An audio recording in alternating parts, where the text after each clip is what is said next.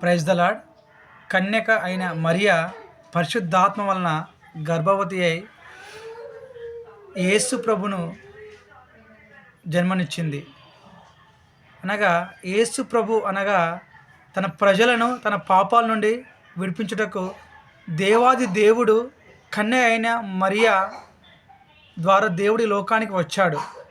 పరిశుద్ధాత్మ వలన దేవుడు మరి మరియ గర్భంలో దేవుడు ఉద్భవించాడు. అనగా దేవుని పేరు ఏంటంటే ఇమ్మానుయేలు. ఇమ్మానుయేలు అనగా దేవుడు మనకు తోడని అర్థము. అనగా దేవుడు ప్రజలను తన ఎంతో ప్రేమించినటువంటి ప్రజల పక్షాన్ని దేవుడు పోరాడానికి ఇష్టపడతా ఉన్నాడు.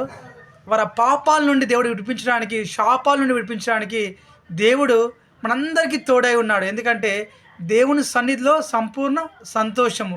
అంటే ఈ లోకంలో చాలామంది ప్రజలకి శాంతి లేదు, సమాధానం లేదు. ఎందుకంటే ఒంటరితనంతో సతమతం అవుతూ ఉన్నారు జనాలు.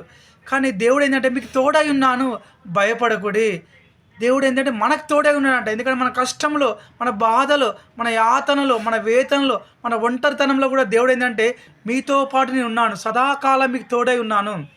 సదాకాలం అంటే దేవుడు ఏంటంటే కనీసం నువ్వు పాపంలో శాపంలో కొట్టబడుతూ ఉన్నాయేమో, బహుశా నాకు ఎవ్వరు లేరు, ఎంతమంది స్నేహితులు ఉన్నా, సో మనకు వాట్సాప్ గ్రూప్లో ఎంతమంది రిప్లై ఇచ్చినా కూడా ఎవ్వరు నిన్ను ఆదరించకపోవచ్చు. కానీ దేవుడు ఏమంటున్నాడంటే నీ శాపం నుంచి, నీ పాపం నుంచి విడుదల చేయడానికి పరిశుద్ధాత్మ దేవుడు నీకు తోడై ఉన్నాడు. కాబట్టి దేవుడు ఏంటంటే కేవలం నువ్వు ఈ యొక్క క్రిస్మస్ సందర్భంలో దేవుడు నీ పాపాన్ని, నీ శాపాన్ని విడిపించడానికి దేవుడు నీ తోడే ఉన్నాడు. ఎందుకంటే దేవుడు మనిషిగా జన్మించి ఈ లోకంలో ఎన్నో శ్రమలు అనుభవించాడు. ఎందుకంటే